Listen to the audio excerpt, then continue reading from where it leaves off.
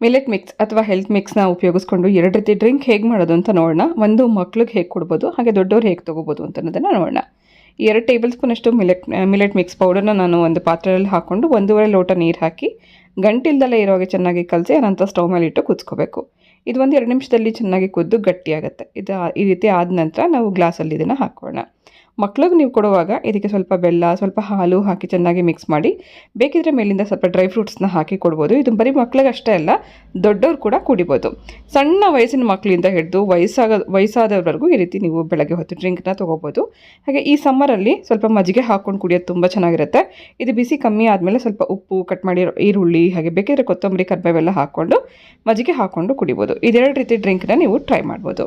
22ಕ್ಕೂ ಹೆಚ್ಚು ಧಾನ್ಯಗಳು ಮತ್ತು ಸಿರಿಧಾನ್ಯಗಳನ್ನು ಒಳಗೊಂಡಿರುವಂಥ ಬೈಸುಜಿ ಮಿಲೆಟ್ ಮಿಕ್ಸ್ನ ಉಪಯೋಗಿಸ್ತಾ ಒಂದು ಹೆಲ್ದಿ ಲೈಫ್ ಸ್ಟೈಲ್ ನೀವು ಲೀಡ್ ಮಾಡಬೇಕು ಅಂತ ಅಂದ್ಕೊಂಡಿದ್ರೆ ಕೂಡಲೇ ಈ ವಾಟ್ಸಪ್ ನಂಬರ್ಗೆ ನಿಮ್ಮ ಆರ್ಡರ್ನ ಪ್ಲೇಸ್